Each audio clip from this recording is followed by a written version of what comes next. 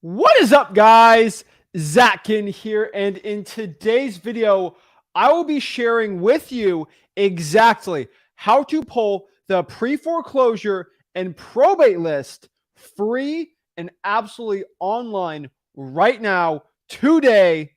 Guys, this is a live video. So if you have a market you want me to pull these lists in, I'm going to show you right here in Florida how I'm able, with an internet connection, where I'm able to go out here and pull this list absolutely for free for anyone, really. And the main point of this video is for two main reasons, right?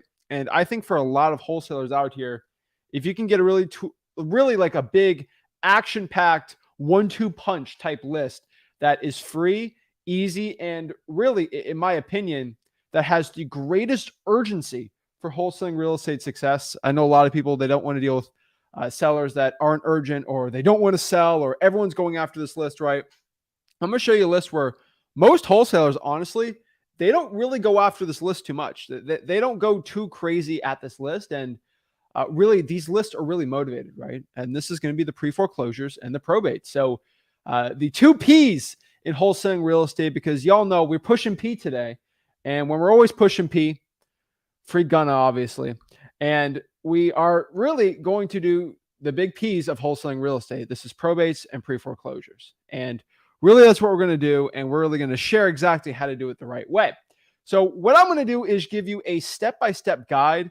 And really, y'all can just hear me talk about pre-foreclosures and probates all day. But why don't you just watch me do it live? And this is what I like doing, right? I like clicking the live button and unveiling the curtains of wholesaling real estate. And that's what I'm going to do today. I'm going to show you exactly in, I think, under 60 seconds, the second biggest county in the entire, no, third biggest county in entire Florida, pretty quick. And then I'll show you how under 60 seconds, how I'm able to hack that code really quick. And it's actually something you probably don't know about. And there's these secret hacks on how to pull the pre-foreclosure and probate lists that you're not going to know about. And also, because these hacks I've been able to unlock for you guys, I can show you how to pull liens and all the other fun stuff too. But we're going to focus mostly on pre-foreclosures and probates today. But really what I want to do is just show you how they work and really unveil the curtain, because most gurus, again, I say this a million times, but it's true, that they'll charge you thousands of dollars to learn this exact information I'm giving you absolutely for free. And this is what I want to do. I really want to give the knowledge to the people. Knowledge is going to be the power for you guys to become successful, right? A lot of this knowledge was out here being shunned and hidden away, and the secret's coming out today. So I'm really excited. I'm really jacked up. I'm pumped up, and I'm ready to go. So without further ado, before we get into it, do us a big favor. You already know what to do. Like, I think everybody on here knows what to do, but just a reminder for y'all, make sure you smash that like button, hit that subscribe button, and most importantly, comment below your questions, and I'd love to help you guys out.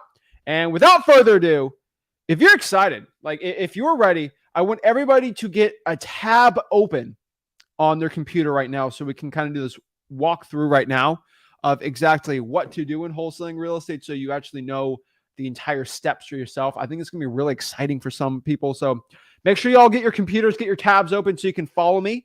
And I'm going to try to go as detailed as possible. So you already know, before I get into it, I'm jacked up. I'm going to change lives. But most importantly, I got to get you jacked up. So how do I get you guys jacked up? How do you match my energy? We got a DJ, just casual stuff. No other guru can do that. So let's get it going. It's wholesaling time, baby. Woo!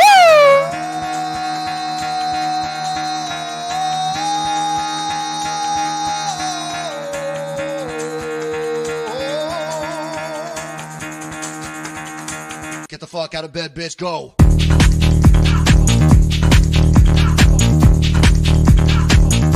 Get up, and get the guy go up.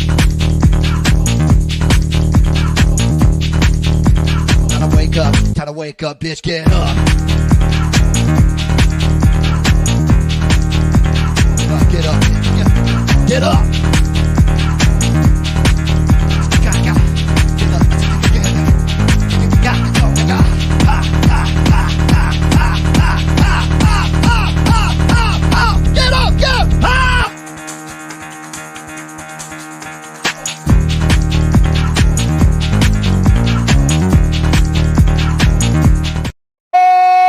snap.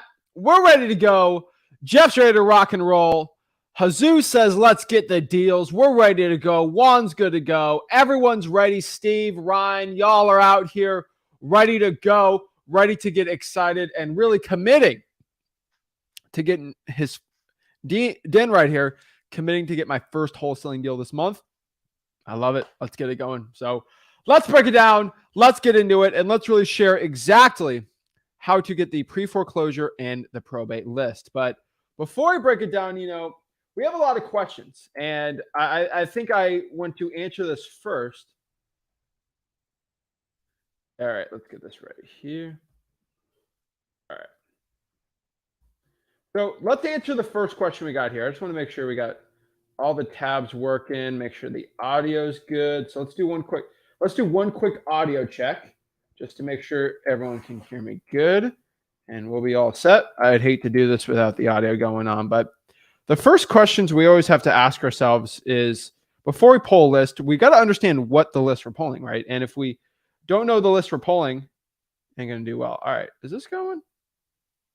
Holy. We're paying a lot of money for ads on this channel. All right. Yep, audio's good. So the first question we have to ask ourselves before we pull the pre-foreclosure and the probate list is, first of all, what is a pre-foreclosure? I think this is the first question we have to ask. So before we pull the list, I want you guys to understand what the list really is so we can reverse engineer and actually figure out how we can actually pull it, right? So a pre-foreclosure, and this is a very rough guide to pre-foreclosures. Like this isn't, I want everybody to know, like this isn't like the legal definition per se, but this is a rough how my weird brain works is pretty much what a pre-foreclosure lead is going to be. It's going to be somebody that's behind on mortgage payments. Now, how much behind are they on mortgage payments? Every bank's different. Every mortgage is different. Every county, every stinking city sometimes different with this, right? Because the court and the proceedings with everything. But pretty much what you need to know is pre-foreclosures is basically a list of people that are not paying their mortgage payments, which is a mortgage. I think everyone knows what that is. But if you don't know, it's basically a loan you get to buy a house. So most people, when they buy a $300,000 house, they don't buy a house for $300,000. They put maybe 50, 60 grand down, and then they get financing on it, right? And then they get mortgage payments. That's, I believe 70% of homes, up to 80% of homes have mortgages on them. And when you don't pay in a month and they don't pay the second month, you get angry letters from the bank. And then eventually you stop paying. Usually it's 3 to 4 payments I've seen. Now, sometimes a little more, sometimes a little less, but usually about the second, third, or fourth payment, they're going to start the pre-foreclosure process. Now, we actually at freewholesaling.com have some really cool handy charts. So I'm going to go into freewholesaling.com to show you, and not to go tell you that freewholesaling.com is the best free real estate wholesaling course on the planet, because you already know it is. But just to show you that in freewholesaling.com, we literally have everything you possibly need to know on exactly how to really do everything. So right here, we actually have our pre-foreclosure section at freewholesaling.com. And I'm just going to pop up a big graphic we have at freewholesaling.com. Everyone's in freewholesaling.com, so I think y'all already understand that. Oops, we got the background for the podcast today. We do no podcast today. All right. So this is basically the pre-foreclosure process, okay? And I want people to understand we are at freewholesaling.com. So this is kind of where we're at. These are the modules, everything like that. No guru can even come close to this stuff. But on the bottom right-hand corner, freewholesaling.com. Now, if you look at the pre-foreclosure process, this is basically what a pre-foreclosure is. Now, a pre-foreclosure really starts with a couple stages. We have the pre-foreclosure. This is basically 1 to 3 months, 1 to 3 missed payments, angry letters from the bank. They're going, rah, rah, rah, I'm angry at you, blah, blah, blah. Start paying. This technically hasn't started any nothing has really started, right? They're just being angry at you, right? And obviously, if you don't pay for 2 months, you're going to have to pay the 2 months on the third for them not to be angry with you anymore. But the bank's going to be angry, right? And so nothing really happens the first 3 months. And unfortunately, 120 days, so this is going to be month 4 usually, the pre-foreclosure process starts. And this is when the bank starts doing some crazy stuff. They do what we call a notice of default. Sometimes they'll even put a list pendants on the property. And this is all legal terms. You don't really have to understand too much to get started on pulling this list. But pretty much what it is, it's showing the court system that, hey, we are formally starting the process of taking the asset over, the property, because the person that we've given the loan to has not paid it. And so we're just taking the property back, and that's what they're doing just to protect themselves. And when you sign a mortgage, you agree that if I don't pay, that you guys can take, basically you can take it, the property back. So about 120 days. Now, everybody thinks after the fourth payment, the sheriff comes in day 120, kicks you out of the house, leaves you on the street, and you're screwed, right? It doesn't happen like that. It's actually a very decently long process. I've seen people stay in a house for 2 years from a pre-foreclosure. And because of the panoramic, there's people still 3 years in, right? So everywhere's a little different. But you don't hit the pre-foreclosure process until the notice of default has happened. Now, a foreclosure is at the end here, and we'll talk about the end really quick, but a foreclosure is basically when the bank just literally takes it over. Like the bank owns it now, it's foreclosed. It's basically closed, but they don't have it anymore, right? Now, there's this little thing here, and you see pre-foreclosure right here, and then you see auction date set. There's a little thing in the between. So when they do the notice of default, they go through the court process, and then the courts basically for a couple months, 3 to 4 months, maybe even 2 months, the court's like, okay, got it, perfect. We're setting the auction date, and this is the date that the property is being auctioned off. And the bank will auction off. The bank just wants their money. They don't really care about the asset. Now, sometimes the bank takes it if it doesn't get auctioned for the right amount, but sometimes the bank will just take it over without an auction. But there's usually a date set where the property is going to change hands, and the person's got to get out usually during the auction date. Now, between the pre-foreclosure and the auction date, or the date that the bank's taking over the property, the date where like it's the end date, right? Clock's ticking. There's this thing where we call the wholesaling window of time. Now, the wholesaling window of time is between the pre-foreclosure, all these court filings, and the date the person's getting out of the property. There's this wholesaling window of time on where we can actually pull the list, sign a contract with the seller, get it assigned to a cash buyer, and get it sold, right? Because sometimes you never know with a pre-foreclosure. Maybe it gets auctioned really bad, and maybe the seller doesn't get as much money as they want. They have to go through the shame of an auction, eviction. A lot of people don't want to do that, right? This is also what we call the short sale time window, and 95, maybe even 97% of properties aren't going to be in this short sale time window, so don't worry about that. But if you have a short sale, which basically means the property, there's more owed on what the thing's actually worth. So really any property bought in the past 3 months that no one's paying on, which there's obviously those situations, that would be a short sale, but that's for a different day. And then basically auction date, once the auction date's set, it's a lot harder to save the deal, but you still can. Most sellers will want to sell the deal like a week before the auction date, and it's very hard to do that, right? Now, the last part here is the foreclosure auction, or REO. REO is real estate owned. Pretty much that means the bank owns the property.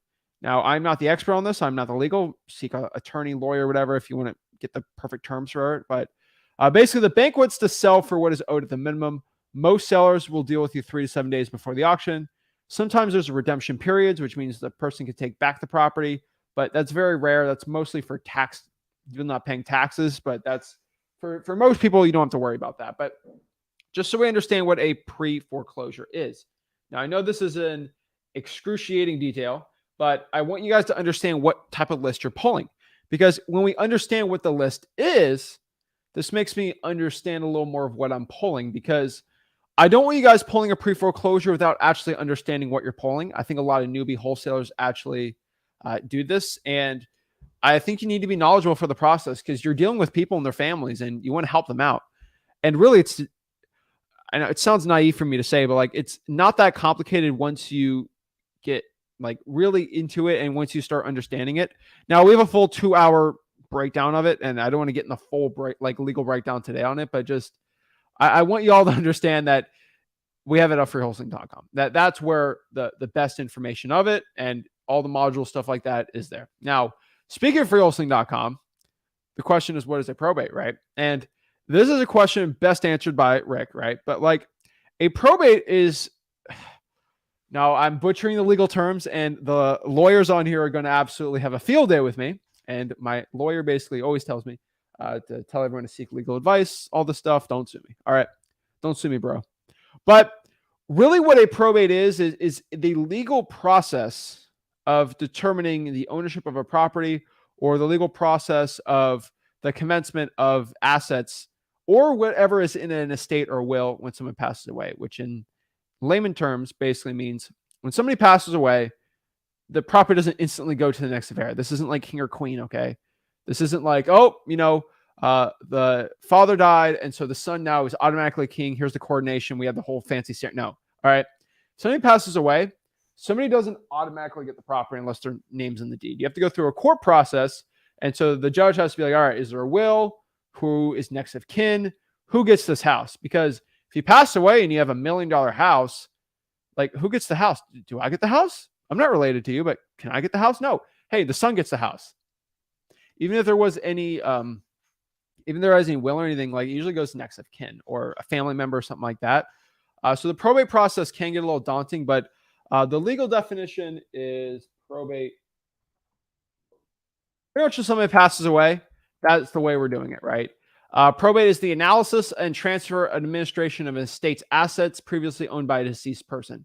That's pretty much what it is. So really what this means for us in wholesaling real estate, how we can actually make money in wholesaling is if somebody passes away, usually the heirs, they don't want to own or live in the house. Okay. Like there's a lot of emotional attachment with the property and really they just want to get rid of it. And a lot of these properties are just been sitting for a while and they just want to get rid of the property, and the sons and daughters and the heirs, and a lot of them live out of state and they just don't want to deal. Like, can we just get, I hate to say it, but like they care about some personal possessions in the house, but to be honest, they just want the money for the house. They don't really care about the house, kind of like a pre-foreclosure. And so if you can offer a quick cash sale and they don't have to deal with the stressful probate process and they just want to get rid of the situation, which a lot of people are, you're good to go. Now, I want everyone to understand 95% of probates should want the most for the house. What does that mean? So if, someone's aunt passes away and, the niece gets the property, and it's a $500,000 house, 95% of the time, the niece just, hey, I want the most for the house. I want the most money. Money's all I care about. And really, I don't care about I just want money. I want the most money. I want a realtor. I want to go. That's okay. That's honestly, that's most people. And I have no problem with that. Now, if the aunt had this disgusting, decrepit rental property that is just disgusting, it's worth like $100K, it needs all this work, and they just want to get the cash. They don't want to deal with it. It could be a good deal. Like, okay. And really, that means 5% of the probate list is up for grabs for us. And I would say probably 10, 15 for pre-foreclosures. And really, that means most of these deals aren't going to be good for wholesaling. But if you can deal with the 5%, that's a lot. That's a lot of deals because get 100 pre-foreclosures in a month. That's up to 15 leads you can get. And if you get 100 probates, that's like 5 really good leads, which one of those is going to be a good deal. The reason why I love probate so much is there's a lot of motivation with them. And not everyone's a deal, but the ones that are deals are huge ones, right? Like we had Benji yesterday, hop on, shout out to Benji.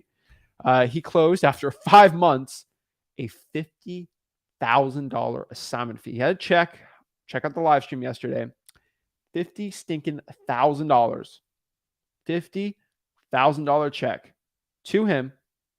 Amazing. All right. So shout out to Benji, shout out to him. And he's a big reason why I decided to live today. I'm like, you know what? If Benji make 50K, how about we help you make 50K too? Okay. We just don't want to help him out. All right. But like, guys, if somebody can watch this video and just start pulling the probates, I promise you it's worth it. Maybe 50 people are going to start signing if they don't want to. And the reason why, because we had Benji hop on, did 50K, and then we had John hop on yesterday. And John, I think he's in New Jersey. He was like, no fault to him, but like, he was like, I can't pull the probates in Toledo. It's impossible. I'm virtual. I can't do it. And he had that in his mindset. And basically what I did was I just literally, this is another reason why I decided this live today. I just literally popped up Lucas County, click on the court, boop, boop, boop, boop, boop, boop, boop, boop, boop, did my little hacking thing. And I shared it on my screen and I pulled the probates for him. And I'm like, see, you can pull the probates too. And that was a huge mindset shift for him. Like, wait, I can pull the probates, liens online for free, really simple. Because his biggest concern was, hey, there's so much saturation in this market. I'm like, it's not saturated. Your marketing's off. Like you're going after, you're in the same pond as every other wholesaler. There's like 50 ponds over here that no one's fishing in. There's a ton of fish in them. Why are you going after the pond that everyone's at? And that really shifted his process. And so we're getting the important questions, what's the process to pull probates? Like, how do I do this? And I get people excited, right?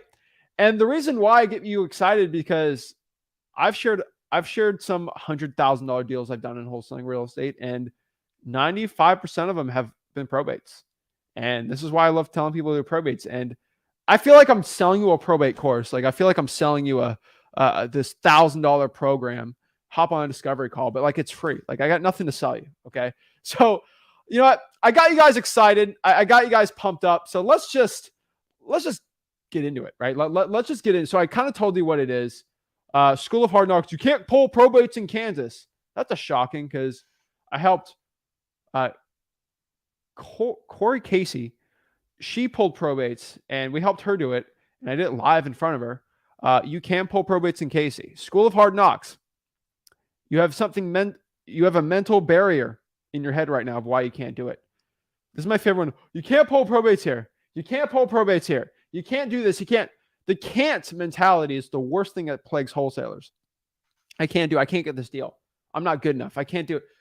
All right, I'm going to do this really nicely for you, School of Hard. I'm not saying this mean, but like, as long as people are passing away, there will be a probates. There's $1 million houses in Kansas, and people aren't just picking them up for free. Okay, the heirs get them. There's a probate court, and so let me do one quick proof. Okay, probate court, Kansas.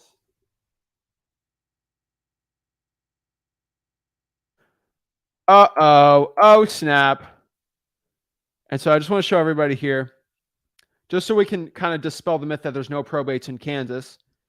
And I know a lot of you guys don't even think Kansas exists, but here's a website from the Kansas Judicial showing proof that, there's probates are real in Kansas. Shocker. That's just proof really quick that probates are real there. So it's kind of funny. All right. So now we know what a probate is. So let's break down why we have to do this list, right? So pre-foreclosures, they're motivated. You get really good deals. Pre-foreclosures, I just want you guys to understand with the marketing, they're not good cold calling lists. They're really good for reverse trying for dollars and texting and some direct mail because they keep getting hammered with loan sharks people. Probates are good for cold calling though. So a little yin and the yang, one for virtual, one for in-person. So I kind of been talking about this forever. Let's get into actually how to pull the list, right? So how do we do this? Now I want everybody to watching this. Let's start working with me here. I want you guys to just do this, okay? Let's write this down. All right. County.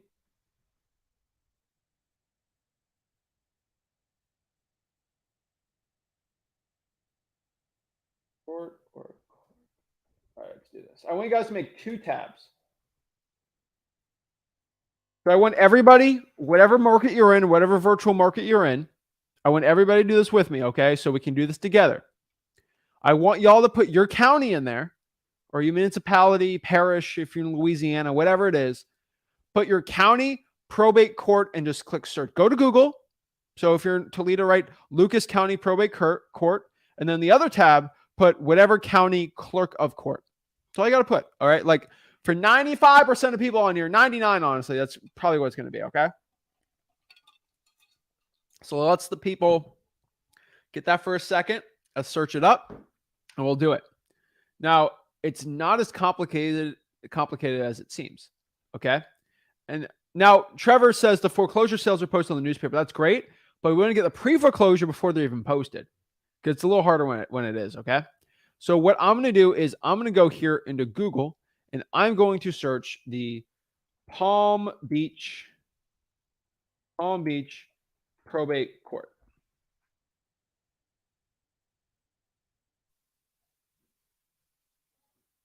All right, so now we're here, and I just searched the Palm Beach, actually, my bad, County Probate Court. Now, there's the first one here, and we'll just search this one. This is Probate of Estates. Now we are in the Probate Court here. So I'm just doing Palm Beach County, and I kind of even know how to, I remember pulling this a while back.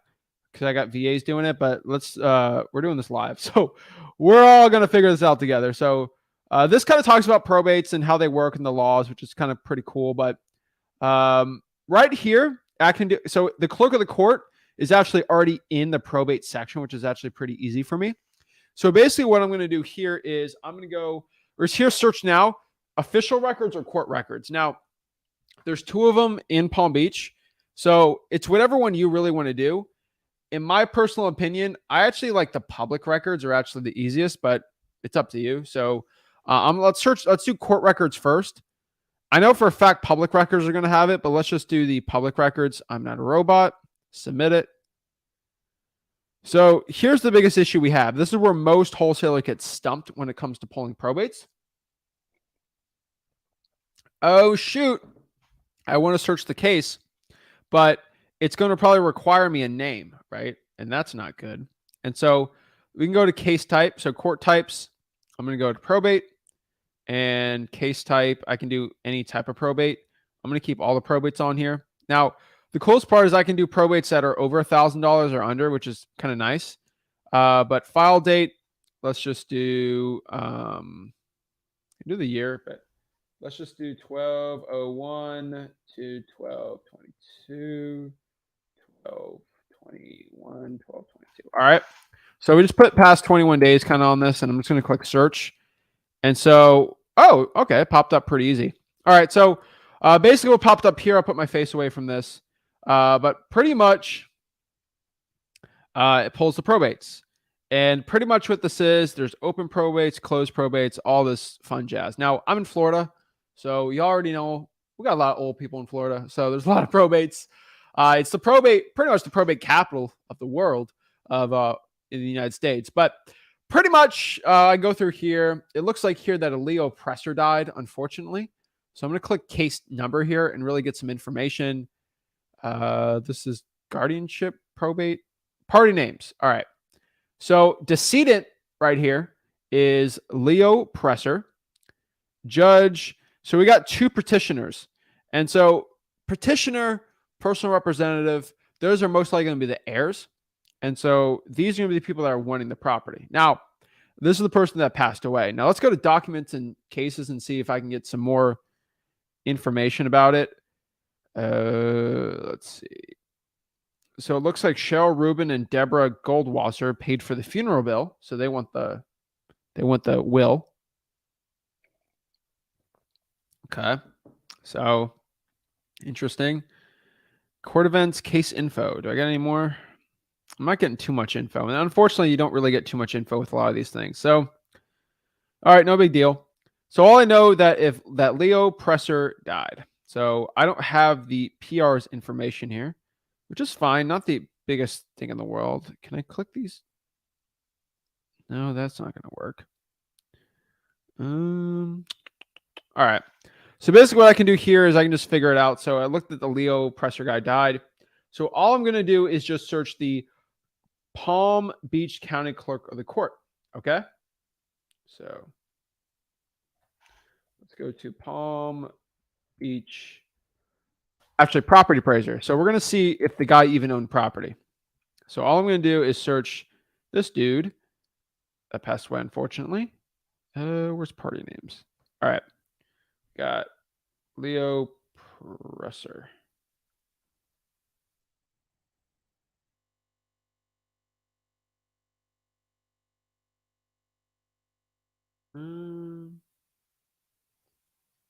Yeah, it looks like he doesn't own any property there, so no big deal. We can go to the next one. Oops. All right, let's go to search criteria, search results. So I click search, go back here to search results. Let's go here to this person. All right. Party names. It looks like, so this is a little easier because it looks like an Adeline Borgia passed away and that a Carl Borgia is the petitioner. So that makes it actually a lot easier. Okay. Because once you know that, it's definitely a family member or someone related, which is fine. So all I'm going to do is put them in the property appraiser and see what we get.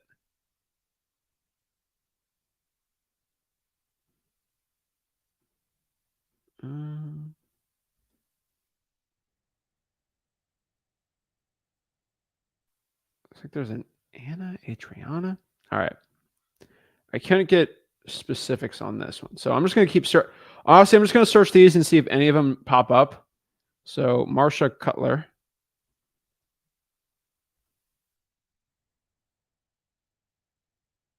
There we go. All right. So right here, Marsha Cutler. I searched it up on the property appraiser. Seems like she owns some real estate. And so all I'm going to do is go here. And so it was Marsha Cutler. So where is it again? Marsha and Arthur Trust. So they own this house in Boynton Beach, Florida. So we got this one. So this is the piece of real estate. So it's already in a trust, which is fine. They own the property since 2002. Jeez. All right. So this property is assessed for 324. So my guess worth probably $500,000. Let's see if I got that right or not. I'm just guessing Zillow has it for $500,000. And so unfortunately with this property here, okay, y'all gonna imagine that I'm y'all gonna think I scripted this. It's basically under Zillow is at $500,000. Now they got it for 525. And unfortunately, this is part of the 95% of probates that just listed it instantly. I mean, heck, the probate got filed today and it's already on the market, which is kind of crazy. But this is probably because the husband probably lived there, so he could have done it. Usually they couldn't really do too much on it, but yeah, just like, for example, looking at this probate property, like a decent house right here, right? Not bad. So unfortunately, like you see this house, this is not a property that looks conducive for a probate. I think everybody knows that. Like you don't see this and you're like, oh, this is a motivated property right here, right? Like, no, okay. Like, look at this thing. 3.2, 1,700 square feet. I mean, the kitchen's a little outdated, but it's really clean. And a lot of older people are very clean with their property. So, I mean, there's not much we can do there. We're looking here. I mean, I don't really see much here. Like, looking here. I mean, this is a mess. I mean, it's too nice of a property, right? Like, this is not something we want to wholesale. So, we don't like that. No big deal. A little clubhouse right there too. That is definitely not a wholesaling deal that we want to be doing. But I go through the probates all day. That's pretty much what it is. Now, Jason, like some of these probates are filed like weeks, like literal weeks before the probate's even filed. The ugly houses usually aren't like that. So I wouldn't really get too concerned over that. But always a little interesting when I see that, right? But hey, no big deal. So let's go back here to the probate. So, I mean, it's pretty simple, guys, right? Like we're going here. I look at the property. I look up the property appraiser. And so, for example, if I wanted to do this, I got the party names. So it looks like a Mitchell Cutler is the trustee. And so if I want to go mail to him, right? So all I'm really going to do is just search Mitchell Cutler. And there's a couple ways I can do I could skip trace Mitchell Cutler. Now the docket's information is not giving me his information, which is fine. Usually you sometimes can get it if you honestly. Let's actually do another hack. Let's go to the public records and see if we can actually find something from there. So let's go back here. Hold on. I'm going to search Palm Beach County public records. All right. So y'all can see here, I am, all right. Hold on. There we go. All right. So this is Palm Beach County public records. So I literally just do the first thing that pops up. Now, you remember we just played through the court records. Let's go through official records. And going through official records, most likely name's the best one, but it's probably going to want a name, and that kind of stinks. So it needs a name required. So we're just going to go back here. And what we really want to do instead is just go by document, because documents can be the best one because we want to search by type of document. Let's see if this gives me a waiting screen. Yeah. All right. So I'm just going to do name. Oh my gosh. Come on. This is your government at work, guys. All right. So I'm going to go by document type instead. Now it wants the document type, which is fine. Right? I think so. All right. Let's try it out. Let's go to probate. All right, cool. Yeah, that worked out. Let's do probates in the last 30 days. I'm not a robot, I promise you. And click submit. Okay, so this is a little easier. All right, so this is going to not be the court records, but the public records for the probates. So I can get a little more information from it. And pretty much what I can do here is just search, like I can get real info. So let's just click this one randomly. This is from the Nicole Christine guardianship. So I could see Nicole Christine passed away. Now, Florida's got some interesting laws with public records specifically. So unfortunately with this one, I actually have to visit the county office to actually see the document. But the Florida law has something about viewing stuff on the internet. Now, some counties don't have this, but some do. They're very weird with it. But you can't see it on the internet. But you can go in person and get it. I want people to understand that. So no big deal. I can go back here. And so I can go back to document type. Let's try a lien really quick and just see. Oops. Did that work? And no big deal. All right. So the probates will actually show me on them. But the one thing you got to understand is, so like, let's go back to probates really quick.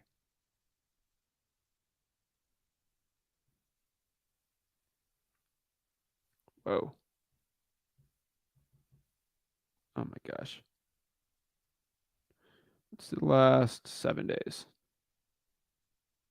Beautiful. All right. So let's try Gordon Samuel Estate. So this stuff won't pop up, but here's the one thing I want y'all to understand that's pretty cool. That because this stuff's not popping up, but the legal document's right here. And what does that mean? The parcel ID is actually right. So I can click this link. Does it give it to me? Oh, wow. That's really cool. Hold on. No, it just gives me a link to the property appraiser, which kind of stinks, but whatever. All right. But it gives me the property right here. So I can just copy this property, go to the property appraiser, paste it in, and it'll pop up. Tangible real property. And boom, it'll give me the property address there. So that's pretty cool. And it'll give you some info on that. Now, you can go through the public records for other things too. It gets a little more difficult, but like that's pretty easy to do. Raquel says, what about non-disclosure states? Non-disclosure states have nothing to do with probates. Non-disclosure states have to do on the price of a property selling. So I think you're confused on what a non-disclosure state is. Non-disclosure states, they don't disclose the sold price on the MLS, not the sold price, not the information. They can't. This information actually has to be public. So no. So yeah, it's a private corporation for non-disclosure. So because the MLS technically, so they can do that. They can't do it with the public courts. Just so you know that. All right. And so if I want to change this up, so let's kind of make this a little bigger. Since we're already in here, how do I pull other type of lists, right? I can go here. I can do assignment, bond, certificate. So you can assign contracts and publicly do those. Weird. Shocker, right? There's court papers. Heck, there's even, I don't get into it, but like there's death certificates. So I can just search this. And for the past 7 days, it'll actually literally give me death certificates. People that officially died. And a lot of these have to do with probates. So like with this one. So this is going to be technically for Pamela Franklin's death certificate. And that's pretty cool. I mean, not cool, but y'all know what I mean there. Let's go back to document type. Now, oops. All right. Now we can go here. What other categories we got? Easements. Don't care about that. Judgment and liens pretty cool. Mortgage is not really that interesting for us. Restrictions, tax liens, terminations, all this stuff. So if I got to pull the pre-foreclosure list, what I'm going to do, I'm just going to go here to list pendants. And this isn't for every property, but I can tell you that list pendants are going to be for most pre-foreclosures. Now, how do I do this? I can go by, so we have a list pendants. So a lot of these sometimes with construction companies and other type of liens, but that list pendants is that court action for the pre-foreclosure. Now, sometimes maybe you owe me money in business disputes and every stuff like that, which isn't that. But like, let's do this one. So these less pendants are actually HOA liens, which are actually pretty cool. But all I got to do is look for a loan company. So shocker, found it. Pretty easy. So Rocket Mortgage and Quicken Loans. So pretty much Quicken Loans is, I mean, it used to be the Cavaliers place, right? But like Quicken Loans is basically what happened? Hold up. There we go. All right. Quicken Loans is basically a place that gives mortgages out. It's a bank. So anytime you see Chase Bank, Bank of America, Citibank, usually that's either credit card debt lien list or a mortgage. Now this is pretty simple, but because the case type has a property associated to it, and so let me show you really quick. Since this case type has a case number of property, Frenchman's Landing, and it's got L sub 2 landing PCN. This is a piece of real estate where it looks like John Paul, Barry Paul estate passed away. Oh, snap. This is a probate and a pre-foreclosure at the same time. What? Guys, I impress myself sometimes. My genius outwits myself. I didn't know actually. All right. I didn't know this was a thing. I didn't know I was going to pull this today. That's pretty cool. I did a probate and a pre-foreclosure because someone passed away. No one paid the loan, the mortgage. Oh, snap. Let's click that. Let's get some hot information on this. This is getting spicy. I like this. All right. This is money right here. Okay. This is getting me excited. My blood's getting excited. But if my team did not pull this list, because this list got pulled yesterday, if my VAs did not pull this yesterday and we're not calling this person right now, I got to fire some VAs. I'm pretty sure my team pulls it every day. So this one, our team should have already been cold calling it. So it's fine. Or probably skip tracing it now, but whatever. They're not going to be happy that I'm giving this out information, but pretty much since this is a probate, the public information is pretty easy here. And so all I got to look here is Quicken Loans. They do it. So it looks like that Barry Paul passed away and that John Paul Pitts is the PR. And so he's actually the representative for it. And so they are trying to put a lien. Actually, no, they're trying to take the property back from John Paul Pitts, who's probably getting the property, right?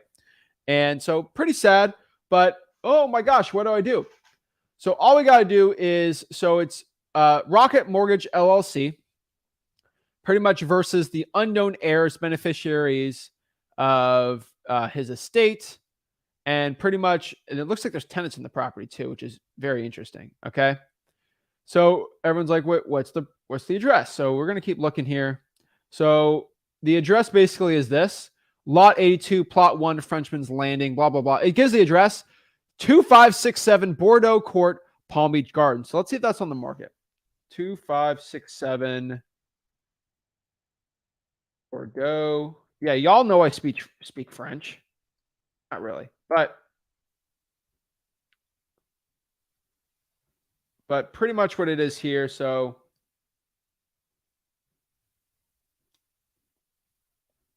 right here, 2567 Bordeaux Court. Boom, boom, boom. Decent property right here too, but like, boom, not on the market.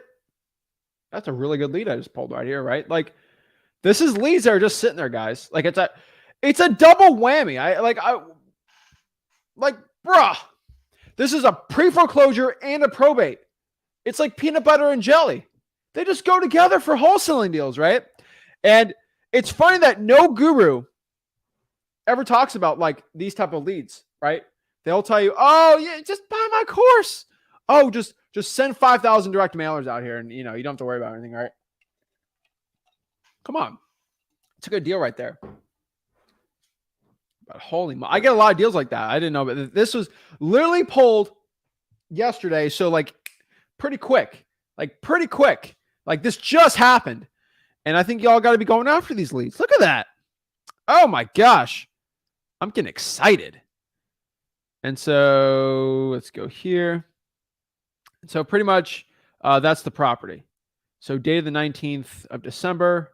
We even have the attorneys doing the lawsuit and everything like there. So beautiful. Money, money, money, money, money. Oh, I love it. And so I just keep going here. So PHH Mortgage corporation. And so they are suing this. So let's go here and look at it. Like, guys, when was this filed? Let's look at this. This was let's look at this. Come on. Is it scrolling? All right.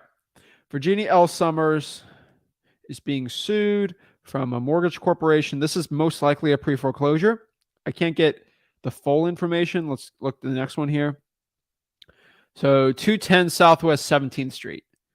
So let's look at, let's see here.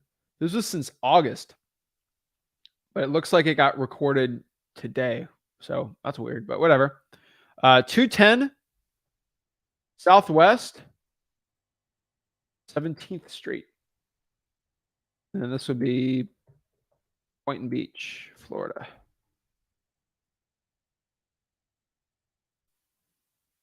Nice. All right. So look at this. Not on the market.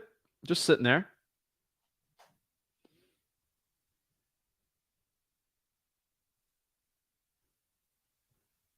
Ooh. Look at that. Look at that. Ooh. 3-2.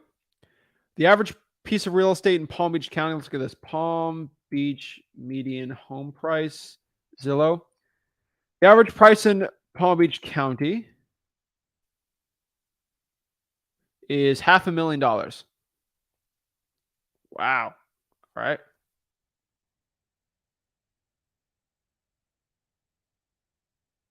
$500,000. And we got a property right here, $300,000 in a pre-foreclosure situation. Woo! Guys, like, that's money right there. And it literally just got done yesterday at 2:34. Not even 24 hours old, this information, okay? So your competition most likely hasn't gotten to this yet. And so y'all ask me, like, how do I beat the competition? How do I get a leg up on them? Pull this, right? Like, this is great info. Like, I go on and on forever on this, right? Let's pull one more really quick, and then we can go on the next one. I think y'all get the gist of it. But community loan servicing, pretty simple. Wait.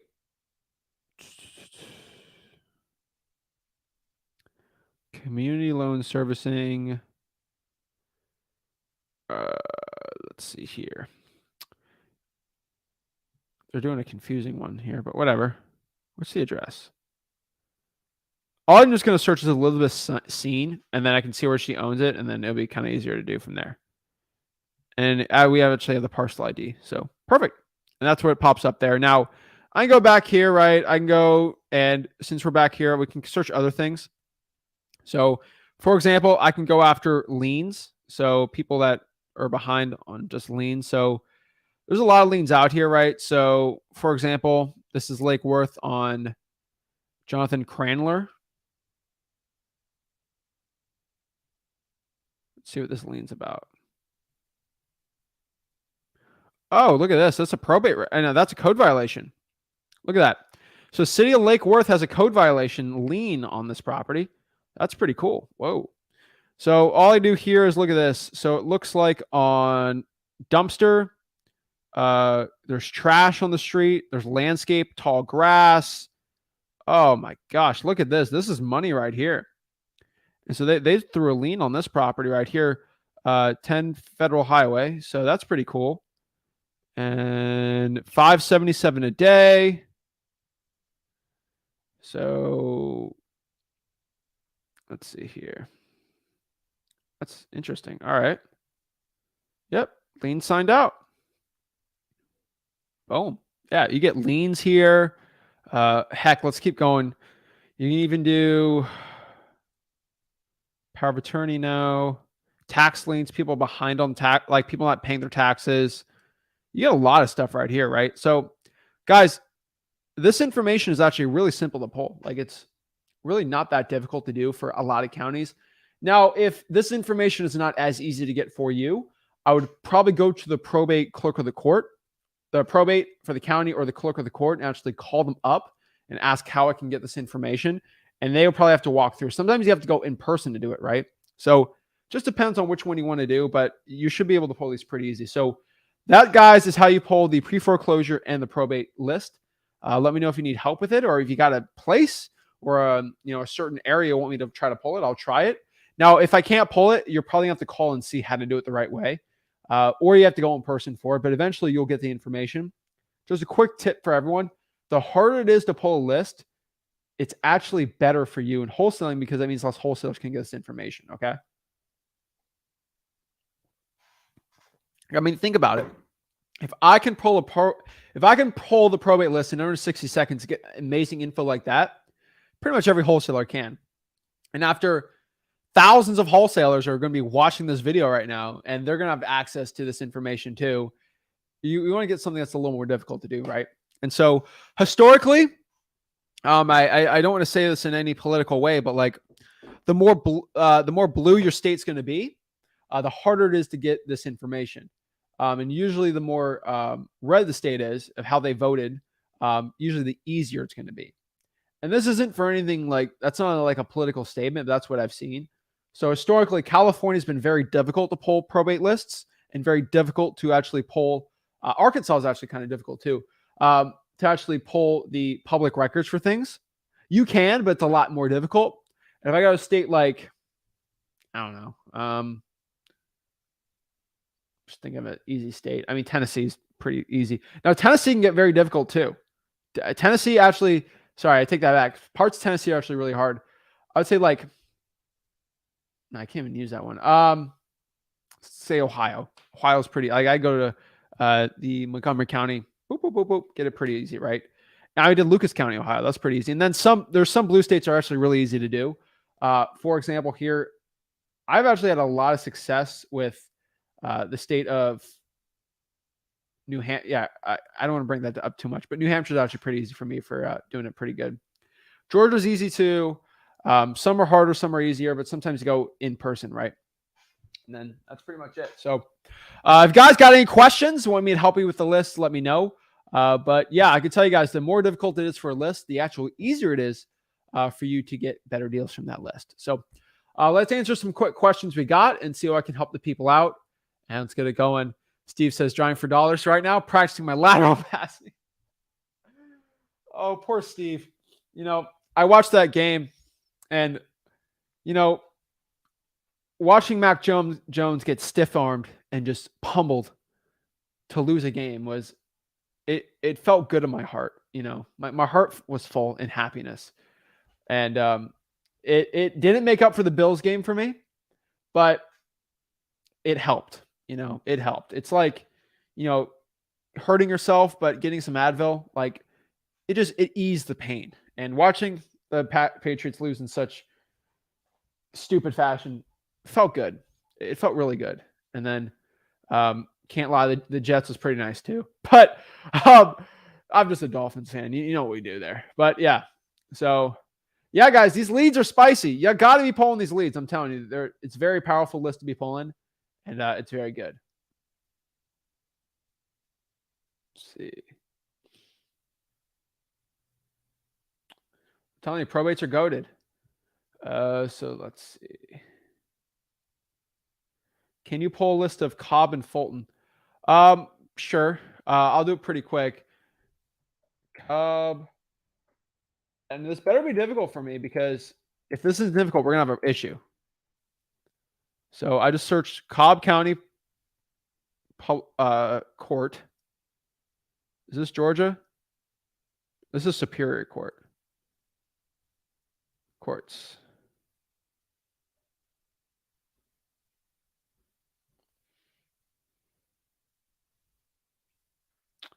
Court rules. Hold up. Let's do Cobb County Probate Court. All right. So we are in the Cobb County Probate Court. Court records. Click here for probate estate information.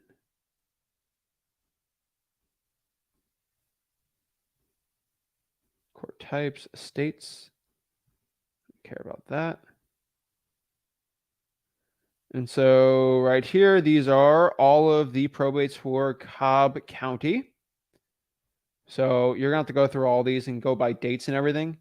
I wish it helped you filtered it a little more, but this better be by date. That's 1907. That's not going to be good. So let's go to last.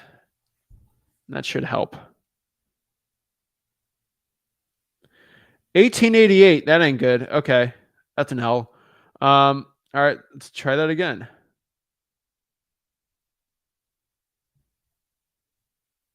Court types.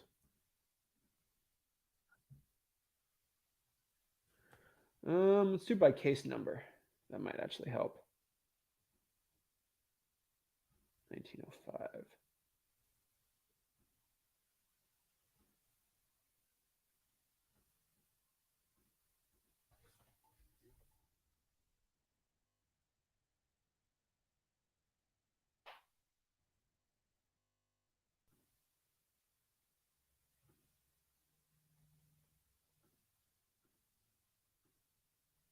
Yeah, I'm gonna go by open, so I gotta figure out where all the opens are on this one.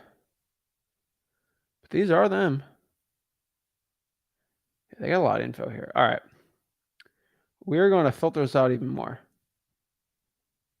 Why do they have ones from the 1900s still on here? It's fine. All right.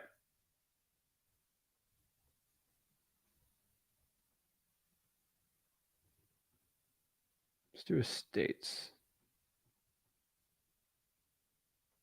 Jeez Louise.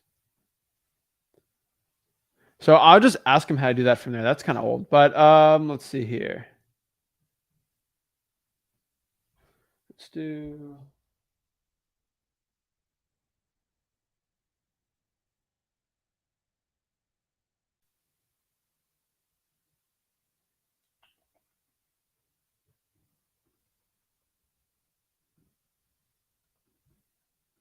Okay, here we go.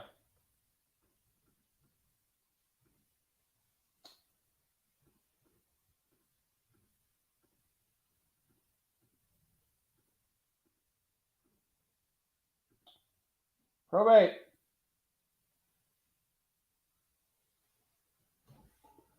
Holy moly, where are we at? Okay, hold on. We're looking. A lot here. There is oath, name change, jury pool. There's foreclosure. There you go. Appeal to a probate court. What?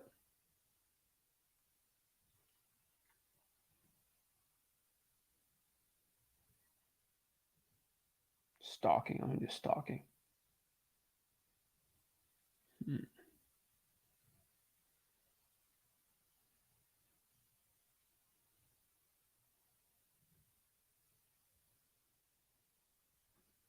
Looks like I don't have to do there. So we'll just do pulp. Yeah. So honestly, civil cases.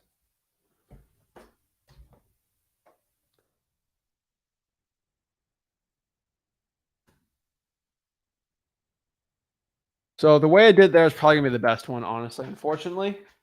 So search court records. No.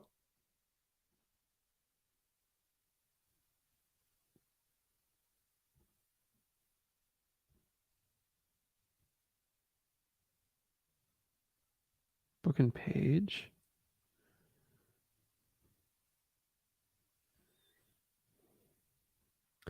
So yeah, you're just gonna have to sift through this thing, and that's gonna be the best. Unfortunately, you're gonna have to go through there until you find the 2022s and then go from there. They're making it a little difficult, but that's the best way to find it from there. So boom. All right. So pull that one. All right. So let's do some one-on-ones. Let's see how I can help the people out. If y'all got any questions, let me know. Let me hop on here. Wholesale analysis for real. If you want to hop on here, talk to me one-on-one for free. All y'all got to do is go here, wholesaling analysis for real. Click here.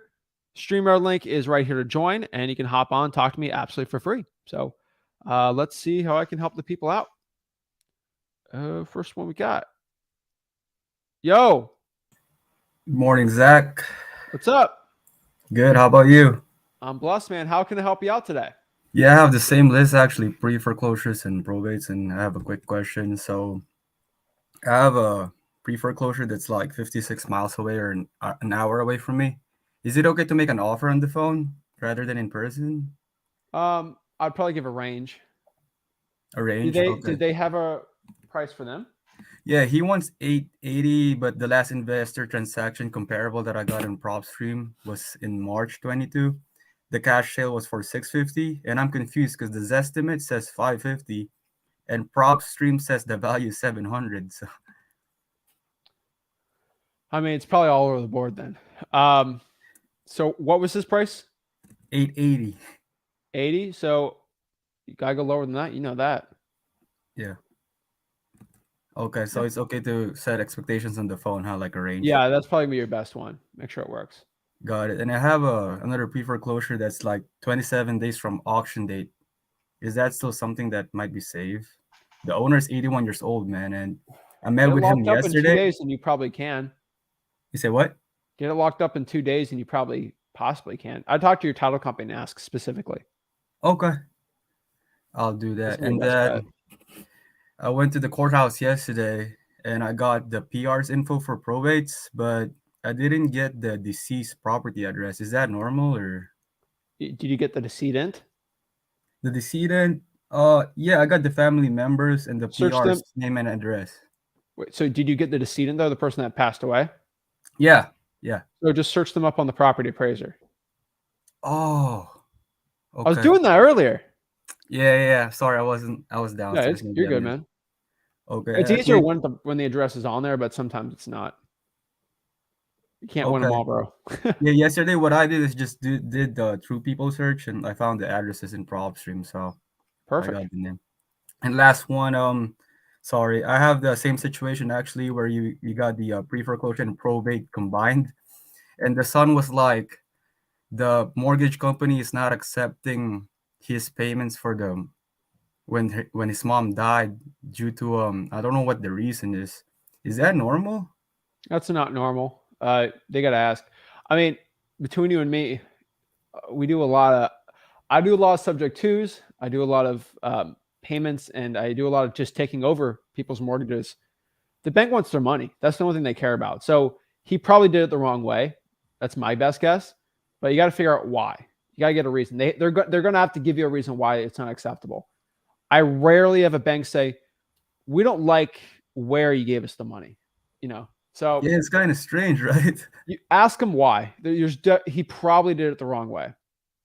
Okay, yeah. So isn't probate right now, and the son has a pre-foreclosure lawyer and a probate lawyer. I mean, is there a way to get this property in contract in that situation, or Yeah. okay, I have a lawyer. I can still contract things. okay, perfect. And last one for probate, I have certain PRs that is in other countries. How do you guys go about that? In Canada and Uh, one in the Philippines. Canada, I can probably email them. The Email. Philippines is weird. See if they're on Facebook. Yeah, I saw the Facebook. I actually direct That's really message your them. best one, man. Honestly, and Okay. email. Okay, perfect. That's everything, man. Appreciate you. Thank All you. right, have a good one, bro. You too, man. Boom. Sosa, Yo, Zach, what's going on? I'm blessed, bro. What's up? Nothing, just chilling, man, just chilling. I got some good news though. Remember the All deal right. you told me what to go back and say? Yeah. I basically said exactly what you got to say, and I got it locked. It's basically locked up. It's three hairs, two signed. Everybody all together. They just waiting on the last one to sign. But so this what my question is because I know this I know this a big one, and I'm thinking about closing it on myself. But I'm trying to think. So basically, it's gonna be a gut job, and I already know, like we say, focus on the wholesaling and things like that. But I was thinking about because my last deal that I did, even though it's in a different state, the buyer profited. I mean, yeah, the buyer profited like 130 on the flip, and this one I got lower. Oh, Yeah, and I only made like, I mean, you know how we do it, but I made like 15 off of that one, but the buyer profit like 130. So this good for one, him. Yeah, yeah. I don't care. It's all good. Probably wants to buy So some more deals from you. yeah. And that's why every time I hit them up, they quit the answer and response. So that's why good to send out good deals, definitely. So, but yeah, so this one, but I know a buyer who do basically gut jobs also. So what I was thinking about is closing on it and seeing if he want to go 50-50 with me on it. Like I close on it myself and I got some money for the repairs. I mean, dude, just because one deal made 130 doesn't mean the next one's going to make it, and that's a very rare exception. Yeah. And did you know how much you put in renovations on that property? Talking about the one that I was just speaking on. Yeah, the one that made 130. She put like 50 or 60. So it was a 180 spread. What you So like, was it bought for 100 and sold for 230? And then no that's why you think it was 130? no, I know for a fact because I sold it to her for like one. I sold it to her for like 130. She put like 60 in it, so that's like that's like 190. But it sold. I seen when it sold on the MLS, it sold for like three something. Wow. So that's how I know it exactly sold for. And before that, I asked her what to do the repairs because that's how I kind of know what she be buying for. But this one, the one we talking about, I got for 30. I locked it up for the 30, like you said. It's a 3-1. And I know you said wood and vinyl kind of like the same, but Pretty it's similar. one, yeah, it's one that's flipped in the neighborhood for like 280. Okay. And I figure and just running your numbers, even if this is a gut job, I say about 60, 70 in repairs. And I got a nice. I'm not gonna put all of it because I'm doing it, but the buyer do jobs like these, and so he'll pretty much just be like, the source of it. But I'm willing to, and I'm only 30 minutes away from the deal too, so I can go there if possible. I mean, dude, But usually I say no to buying a property yourself right now, but 30 grand so cheap. that's what I was saying, and like the market Like, isn't. you There's no know, loss because even if I don't do that with him, I can still just throw it on the MLS and get more than what I paid, what I got for it. So I how figure much like, does he think it's worth? huh? How much would he pay you if you just wholesaled it to him? Did he tell you yet? On the buyer that I'm talking about. Yeah. To be honest, we had kind of already went. He basically do like what I do, and he kind of had to help me out with something. Like basically, he like I pretty much lock him up for the same price as you, so we probably wouldn't buy some deals. But he do the creative finance. He told me if I find any subject tools or creative finance, so we can work like that. But he buy gut properties and he fix them. But he be getting Is he a dude that I know? he kind of, I don't know if he out I there probably like, don't know him then. yeah, I don't think he out there like that, but I know for a fact No. because we be going to the meetings out here, like the meetings, like so he really be buying and he really be flipping. Okay. I mean, what I want you to do is I want you. Is it vacant? Yeah, it's vacant. Bro, you should just bring 5 buyers through and see what prices they're at on it Yeah, and figure out, okay, and just kind of do the math in your head. All right, I can make 25K if I just wholesale it, right? yeah, And if I put it on the market, I can make 40K, right? yeah. But the thing is, since you're splitting it, you got to figure it out that 40K is actually going to be 20, not 25. So you're going to have to do that math in your head. Usually when you split it and you put it on the market, it's not worth it. If you do What it do you all mean by yourself, then split sure. and put on the market? What? What do you mean by split and put it on the market? You say you're going to do 50-50, right? With someone if No, you buy it? that's only if we flip it. If we do a flip, I'm doing 50-50. If I wholesale, I'm wholesaling myself. Yeah, no, see, you got to figure it out what's worth it, right? Yeah. Is it worth putting on the market and splitting it with somebody? Or is it worth it to just wholesale it yourself? And that's something you got to decide for yourself. Now, there's a lot of deals that it's worth it for me to put on the market, but I only do it with myself. I don't split it. I mean, I split with Rick, but we're partners. But like, But I never did a flip though, and then not only that, it's a gut. So that's the only reason why I figure out Yeah. bringing him. I'm gonna in. say no on the. I'm gonna say no on disclosing this yourself because the gut and the risk and all. It's gonna take you away from actually wholesaling. Yeah, Since it's vacant, I just bring as many buyers as you can. Just go with the highest one that would be decent for you. it's just wholesale it. Yeah, that'd be my guess. All right, all right, all right. Another thing too. So on DocuSign, like it has my LLC, but when I sign, it puts my real name. I ain't never have a problem with that to this one, but they basically had to look me up and they said it didn't look too good because I gotta, come from a different background or whatever the case is. But the only thing that saved me with them is because they called the attorney and the attorney let them know like everything's legit.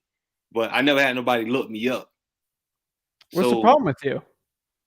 I mean, I basically just got charges. Like it ain't no like Okay. no stealing or nothing like that. But they say they just look. I don't even know what they seen, but they say whatever they looked up and it looked too good. That's the first time it happened. But I'm trying to see how can I like get my name off of the docu. Like when you sign DocuSign, do it put your company in your real I put name? my name on it, but I mean, so let's just be honest, man. If you got charges, no judging, no big deal, right? But like, if you do your time, you do your time, right? Like, whatever. Um, I'll give you one example, all right?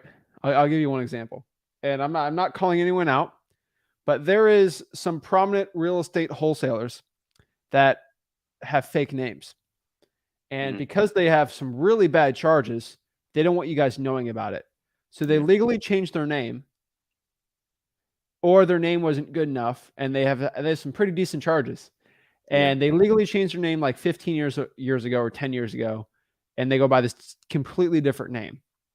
And when you look up their new sexy name, none of their charges pop up. But if you look up their old name, yeah. you get everything everywhere. So it might be worth it for you to do a name change and nothing crazy, but like it might be a decent thing for you to do. Just being honest, if Oh, you that's like something change that's going like to be a my whole concern for you. like changing my government name. Yes. Oh. Yeah, I mean, and the thing is, it's like, I mean, it's not no crazy charges or nothing like that. It's just basically like entrepreneurship type of deals. You feel me? But like I say, they was the only person that did it. But like I told them, like I'm like everybody made a bad decision in their life, I mean, man. hey, man, Don't like need to change it. Like, I'm just telling you, that's what some people do. yeah, And there's people that they get charged with like I don't know, dealing drugs or something like that, right? And it's sometimes not a good look when you're trying to if people look you up, yeah, and so they'll change it, right? Just a little bit, like maybe in the first name, maybe the second name, whatever it yeah, is. But like sometimes you have to do that if you have to legally sign something. It's a big concern. I see people do that, and I mean I don't do it. Rick doesn't do that, but I see a lot of actual real estate wholesalers that you see online. A shockingly amount of people do that. And yeah, that's because people send me mugshots on Facebook DMs and messengers. I'm like, whoa, who's this? yeah. Like, who's this guy? And I'm like, oh, that's this guy's clean name. And it's just kind of funny. But like, I actually thought about it. I'm like, that's actually a smart thing to do, like if you're going to do it. So it's just something to think about, Yeah. I don't think it lose the deal. You have a real attorney. But yeah, Yeah, like I said, they already like I said, they're the only person that did it. But when I told them and they spoke with the attorney, everything, like I say, everybody signed. They just went on the one person. He said he just want to look over it and things like that. But I know this is a good deal, and I was just like, in case anything else ever come up, like should I do something like that? Because like I said, I ain't never had no problem with it. I ain't even really worrying about hiding my stuff because it ain't nothing, like that. But I mean, some people do like that certain stuff different. But I yeah. just want for the attorney, it'll be crazy because it's like, but Yeah, I wouldn't put a different name on the DocuSign that legally isn't yours, just oh in no, I'm case gonna you have to keep. go in court. Oh yeah, no, I'm gonna keep that. They already signed. Like I said, I'm just wanting the other. I was thinking just for like another situation. I would put the LLC's name and then just sign it, and then whatever your name is, you know how signatures are. You can't read someone's name off a signature if they're like, like Yeah, I that. already know. See. In person, I just do the LLC like on person. But when I send them in DocuSign, it do the LLC and it do the name. Which I say, like, I don't know, like, Rich just trying to hide it, but since How about they sign the thing about this? How about they sign the DocuSign and then you print it and then you sign yours on the LLC? Like I said, I wasn't nothing trying to hide it because I already showed it to them and they already talked to the attorney. I'll probably just think of that even like just on the next one. Like they good, but I was just really thinking on it for the next one. Yeah, just try it for the next one. That's probably what I do. All right, and another thing, I had got the fire damage list, but I got it from like a smaller city. And when I got it for the 30 days, they ain't have no problem with sending it to me or seeing like nothing like that. But they only sent one property. So I'm wondering how far should I go back? Because I was just like, can I get any fire damage prep for the last 30 days? No problem with email it to you. Like just the file, Yeah. one property. I always do the past 30 days. So even if whatever just pop up for the past 30 days, just go with it. Yep. All right. So if they say one, you gotta be like, so there's one house went on fire the past 30 days here. Shocker, right? Yeah, that's what I was kind of thinking. Like, so I just tell okay, but I'm gonna ask her that though. College is like okay, because it seemed like they wouldn't have no problem with giving me one. Like, so really just one property. But that's what I see. And look what I got though. Okay. Look at that. Go for no. I like it.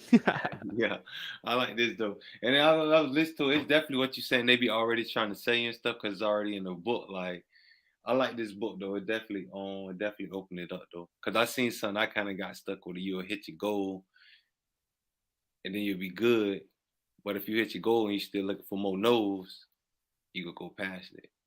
Yeah. It really makes no sense. But all right. So even if so you saying don't close on it at all, even if I just put it on the MLS or just bring the buyers through. I would just bring the buyers. I would just wholesale it. If it's a gut job, I think it's too risky, man. I don't close on gut jobs myself. It's not worth it for me. Okay. All right. Well, that's what I'll just go ahead and get a big buck for it. Because sometimes I put the MLS, or I can list it on the MLS in agreement, but this time I ain't really do it and that's why you do got to talk with the decision making stuff. Cause he was saying he was all controlling stuff, but he the one I built all the report with, the dude with the 40 minutes I was telling you about. So he was really ready to go, but he referring the message back to the hires and stuff. So, but I say like the other two already signed, but if it was just him, we'll already be good to go. Yeah. But yeah, I basically got it locked up. Just waiting on the last doing. So yeah, I'm gonna just wholesale it though. I know I can get some buyers for it. All right, go after it, man. And that was from the doing reverse, like you say. So that was from a reverse drop for dollars. Dude, it works, man. I'm telling you, bro, it works. But right, yeah, appreciate it. I'll keep you updated on that. Oh, in the market deal, I canceled it. The numbers worked, but the agent wouldn't come down for what I had my buyers at. But I just got it that quick though. But this one going through. All right, man. Well, you can't win them all, but hey, when one door closes, another one opens, man. Yeah, definitely. All right, I appreciate that though, Zach. Keep it up, bro. Yep. Boom. Awesome. Yeah, guys. I would consider it, if you have a record and you think it's going to stop you. Some people change their names. But honestly, like, hey, if you served your time, you did what you had to do. It's not going to stop you from being successful in wholesaling, right? And don't do whatever got you in trouble, and always do the right, legal, ethical thing. But like, some people are different, right? Like some person, if something happened to you 15, 20 years and you're a completely different person, you still got out here, still wholesale, right? Like, it's a lot of people that I'm not promoting any of this, but like a lot of people that are ex-felons, went to prison, that got into wholesaling, changed their lives, right? And they made their lives a lot better. And so like, there's no shame in becoming a better person. And as long as you're doing what is right and is legal and good, go after it, right? And putting your efforts into wholesaling versus something bad, put into wholesaling. It's great. So, all right. Tony. Yo, Tony. What's up, Zach? What's up? Not much, man. I don't have any questions right now, so you can just skip me, though. All right. What happened to that code violation? Huh? Oh, that code violation? He flaked on me. I kept calling him, and no answer. Come on. But that's something I'm gonna just keep following up on like every 2 weeks though. All right. Yeah. Like I messaged him a couple times, I called him, left voicemails, but it was weird. He answered the first 2 times, and after that, nothing, just blank. Whatever. Yeah, it's all right. That list I pulled, there's a lot, and I'm gonna keep calling today too. All right. Keep All it right, up, man. bro. Thank you, Zach. Thanks. All right. Boom. Oh, where are we? There you go. Carlos. Hey Zach, I just had a quick question. All right. What's up? All right, so a big problem, or well, the main problem I've dealt with when talking to homeowners is, like, let's say they have a distressed property, and even if they did want to sell it, the net profit would not be enough. Well, who am I to say that it wouldn't be enough? But that's what they say. They're like, oh, it's not enough to afford me new living accommodations. So my question is, um, typically, when an owner occupied seller sells their property and I assign it, what options do they have with the money they acquire? They can buy season tickets to the Dolphins. They can buy a golden toilet. They can buy a truck. They can do whatever. I don't. It's their money. Do whatever you want with it. Yeah, but like, where can they live? What new They living can live in accommodation? Ohio. They can live in California. Wherever they want to live. It's not my problem. Yeah, I'm but buying your like, house. do you, when you have a seller and they're living in a rundown house and they have IRS debt or liens, Yeah. and you're helping them pay those liens off by selling off their house for cash, do you not offer them suggestions on what they could do or where they could live after? No, No? because my suggestions are different than your suggestions. I'm not an advisor. I don't live with them. I don't know what they want. I don't know what their needs are. It's not my job. My job is to buy somebody's properties for cash. What you And do what with the money is up to you. Okay, so you don't worry about, oh, they sold me their house and now they don't know where to live. Or like, If they don't know where they want to live, then I don't want to buy the house because they're not motivated enough. oh, Motivated sellers are like, yeah, I already have a place. I already know what to do. It's oh, simple. I see. Yeah, I understand now. So Sometimes you someone, ask the question too, like if you're just trying to build rapport. But when someone says, "Oh, I don't have enough money with that," I'm like, "Well, list on the market to get more money if you want." Well, that won't be enough money either. then they don't want to sell it. Then, like, don't sell it then. All right, yeah, that was pretty much my only question. So Yeah, dude, real motivated sellers, they don't have that problem. You yeah, know, my favorite is when you're cold calling and someone says, "Where would I go if I sold my house? Buy another one. Rent something out.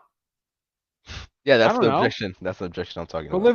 live in a trailer home. I go live in a mansion. I don't. If you want to sell your house, I always say this. Well, Mr. Seller, most people when they sell their house, they usually buy another house, Yeah. or they go rent somewhere. Okay. All right, yeah, that was my only question, Yeah, and I if get you that don't all the worry about time. it, It's then so I funny. won't worry about it either. Whenever somebody says that, they just don't want to sell it. They're just trying to be smart with you. All right, man. Well, thank you so I much, like Zach. it when I hear that because then I'm like, all right, next one. All right, Zach. Thanks. All right, have a great one. Boom. All right, next we got Nicholas. Yo, What's up? what's up? How you doing? Good. How are you? How can I help you out today? Well, I'm actually new to this. I've been kind of watching your videos and going through your course, and I'm just really trying to lock down my first deal, kind of possibly before the first, beginning of the year, or within that first week of the year. Well, let's find a deal and then we can lock it up after. Yeah. My market is Detroit. I'm in Michigan, so from what I hear, it's a good market. And I like I Wayne just County, watched your dude. probate video and pre-foreclosure video, so I'm probably about to just try to find a deal on there first, and if I can't, then just keep trying. Basically, How about what the snow advice there? would you give me? I didn't hear what you said. How about the snow? I know you guys got a snowstorm recently. Oh, we don't even have any snow on the ground sticking. It Drive for snows, dollars, but then it bro. melts. Drive for dollars. All right, I'm gonna start doing that today then. Because, dude, once it starts snowing, it's gonna be a lot harder. Yeah, I I'd rather do the understand. probates and then do the reverse drawing for dollars before it gets a complete mess. And since you probably live in Detroit, you know the areas that are just, you go there and every property is going to be just disgusting. And though, Yeah. like, you don't want to wholesale that, right? Right. What I have always found in Wayne County, and I'm giving you secrets, people are going to be so mad. Cheap properties that are in lower crime areas are the best mix, because you don't want to buy a property and it gets broken into and you're trying to renovate it, right? And so those are always the best. Like, because the landlords really like those areas. And they're cheap, dude. You get property in the contract for 30, 40 grand, and like the neighborhoods are not bad. Dude, it's perfect. A lot of them are like working class, you know, like where all the auto workers live and all, like where a lot of working class people are. That's amazing. Okay. All right, I'm gonna drive in some areas today, try to get something locked down. Beautiful, man. That's gonna be my best one. Then reverse. Are you gonna reverse drive for dollars too? What's the difference? So there's drawing for dollars, and then there's reverse drawing for dollars. Now, Right. drawing for dollars is basically what you hear from everyone. Hey, I go in my car, I look for ugly looking houses, and then maybe I have an app, or maybe I just write their address down, and then I get their phone number, I call them up. Hey, you want to sell their house, right? Not bad. The other hand, reverse drawing for dollars is when you have a yellow sticky note and you're like, hey, this is Nick or Nicholas. I had a quick question about your property. Please give me a call back. And then you put the phone number, usually a Google Voice number. Okay. And then you slap those on the properties instead. So you don't have to call them anymore, and they'll call you instead. And you actually get ahead of more people doing that. Okay, yeah, I'm gonna do that too then. I'll go grab me a sticky notepad today. Awesome. That was it. I'm just trying to lock down the deal. I'll be watching your videos and stuff. So next time you go live, I'll hop on. Hopefully I got a contract by then. Nicholas, next time you hop on next week, I want you to do 100 sticky notes. Then you can do that. Okay, bet. Yeah. 100. All right. Yep. You're good to go, man. All right. Now you have a goal. Keep it up, bro. Thank you. Boom. Jen says, I left sticky notes on every door of ugly houses I saw, and they all called back. Trust me, you get a lot of calls back from it. You get a lot. It works really well. Next here we got Scarlett. Okay, so hi, Zach. How are you? Hello. I'm trying to figure out what the next step is in finding the probates. I'm guessing you do your skip tracing, right? And then you call or text them. Is that how that works? So the first part, I want to figure out if the person that passed away owns property. And then if they own property, then I'll skip trace them. I don't want to deal with someone that owns property. If they don't own property or the property is on market. Okay. Then I skip those. Okay. Okay. Once you do that, you skip trace, you find their phone number, and then is it best to call them or text them? What's the best approach? Calling's going to be the best one. And then technically the best one's going to send a mailer out. So at freewholesaling.com, we have mailer templates you can send out. But those are like 45, 50 cents. So calling's going to be the cheapest one still. Okay. But down the line, sending a mailer out would be a good thing, right? Oh, yeah. They work really well. Yeah, I actually have a quick story to tell you. I was doing this a long time ago and was sending mailers out and actually got somebody back to call me. It was a guy that lived right down the street from Mark Cuban in Dallas, and his house was worth $7 million. I had no idea what I was doing. And he ended up selling to someone else who bid higher. And so if I knew what I was doing, I probably would have gotten a pretty good deal. So I know mailers work. Hey, they work out. The next question and my last question is, how do you, since it's a sensitive situation with probates, I'm assuming they're, pissed off, angry, sad, whatever. How do you approach them when you talk to them? I mean, it's grief, right? So like, it's tough. And I think most people watching this have unfortunately had to deal with something like that, right? And it's a tough situation. Right. The best way you can do is give them the utmost respect possible, right? So, we were like, hey, I saw this person pass away. I want to buy their house. That is not a good way to do it, right? Like, you're going to get cursed out, angry, all this stuff. Now, I like to give people opportunities to get out of situations if they're uncomfortable, right? And that's just life in general, right? So like, if someone's uncomfortable being somewhere, hey, we can just go somewhere else, right? So same thing with the seller. So, hey, Mr. Seller, are you the owner of this property and are you looking to sell it? Now, if somebody's really uncomfortable talking about this, hey, I'm not the owner, I don't want to deal. No big deal, right? Now, if they say, yes, I am the owner and I am interested in selling it, You just assume they're the owner. Just assume it. And if they don't want to talk about it or they're angry about it, you just get out of the situation, right? And that's always been the best one. It gives them a lot of respect because you just act like they're the owner and we don't have to talk about the decedent. We're just going to talk about the property. And if it's something you want to sell, we can kind of get more information from there. And then from there, if they're actually motivated, they're actually going to go say something like, well, actually, you know, I kind of own the property, but my uncle passed away. Oh, okay. Sorry about that. And they give you, they're the ones who are comfortable enough to tell you that. And once they feel comfortable saying that to you, and now it's kind of a trust that's got built. And now it's like, okay, they're comfortable with you in the situation.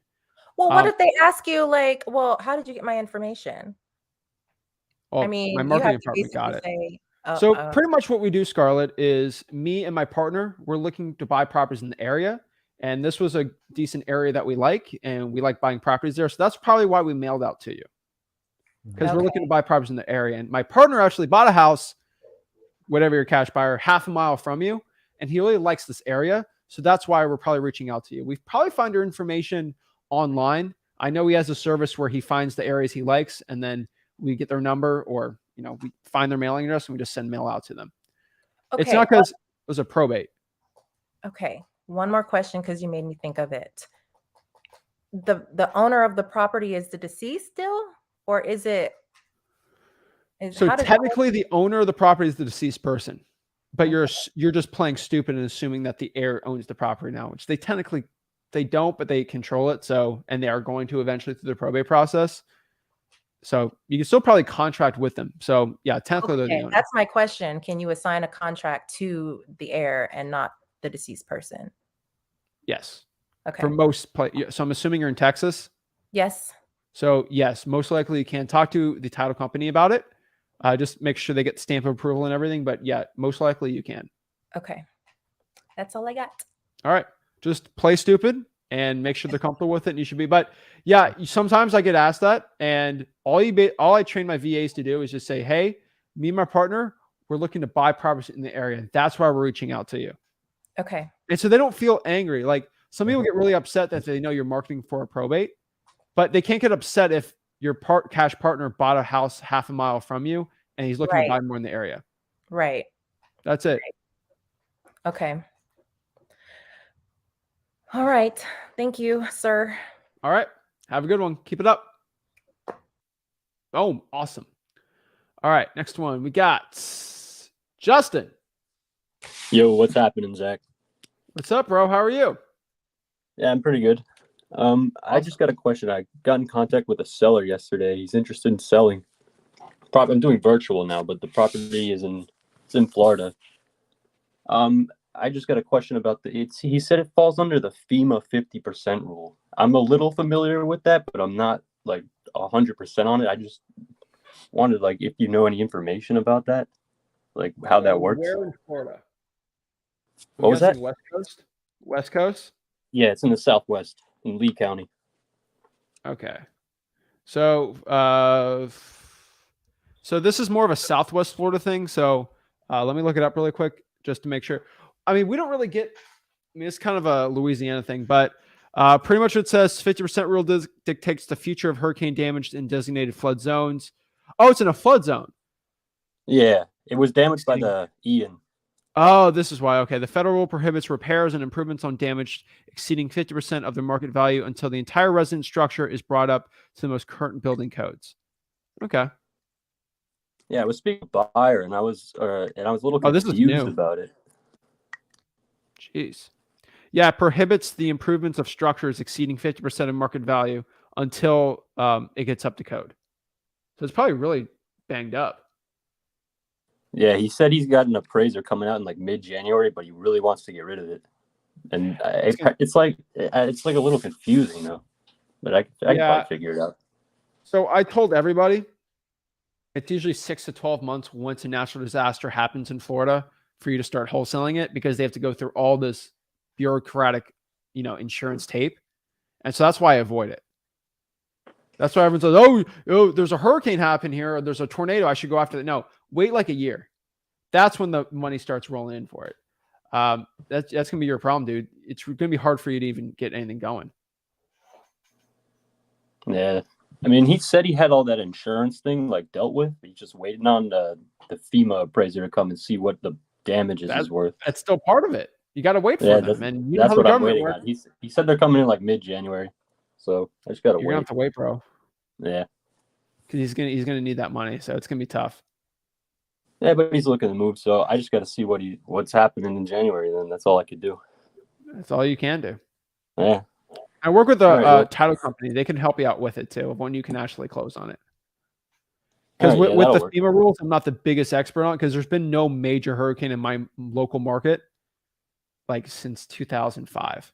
So I was like 6. So unfortunately, I haven't really had to deal with that too much where I'm at. That's true. All right. All right. Well, Any that's other all I had. questions? I can figure this out. No, that was it. All right. Keep it up. All right. Appreciate it. Oh, all right. Yo, what's up, man? I'm doing good. How are you? Pretty good. So I just started doing the tax delinquencies, and I know it's not like the best time to do them, but I'm just looking for more people to hit. So I'm on the website, and I noticed that through the record search, it's not in the most convenient format, and so 90% of it is like LLCs and companies and all that with their commercial properties. So it's difficult to search just by like individual owners. So I'm asking, how do you filter out to only see people that matter? So are the property types on there? Commercial, residential? Let me check. Hold on. No, but every LLC or incorporated company is a commercial property, so I'm trying not to waste my time on those. Yeah, so I would get rid of those first and foremost. One thing I like doing is, do you use Google Sheets or Excel with this? Yeah, I can. So put them all in there, and then replace LLC with AAAAA LLC. Then sort by first and last name, and then all the AAAs are going to pop up, and you just delete those out, or Okay, put that's them on pretty another section. And I know someone asked this like literally just a couple days ago, but I forgot the answer already. If someone's tax delinquent by only like $50, do you still go for them? I believe the answer was yes. Usually, they don't pay for the entire year. Yeah, I don't know. Some of the people on here are like $50. There's some $300, $200. Probably not. I like doing at least they didn't pay the tax bill. Yeah. And so if they missed a quarter, then maybe. But I like a full year. A full year? Okay. All right, cool. That's all I got for now. Appreciate it, man. All right. Have a good one. Have a good one. Brandon. Hey, how you doing, man? I'm blessed. How are you? I'm blessed as well, man. Thanks for asking. Awesome. What's up? How can I help you out? Yeah, man. So, full transparency, man. I just started watching you, buddy, and I almost got sucked into the guru trap. And a friend of mine recommended me to you, and I've been watching ever since over the past 2 days. So I haven't watched all your videos yet. So if I ask a question that's covered, please forgive me. But basically, I'm brand new. I've been in sales for my whole life, right? And I'm brand new to wholesaling or getting into real estate. And I live in the Hampton Roads area, and I saw in one of your videos you had said that you love Hampton Roads, right? So I'm excited about that part. But my question for you is, I'm going to be JVing with a friend that's already been in real estate for a while, wholesaling. And, I'm going to, this week, I took off for a whole week, and I'm going to be working on getting started, right? So I'm planning on doing a Podio account and a Mojo account.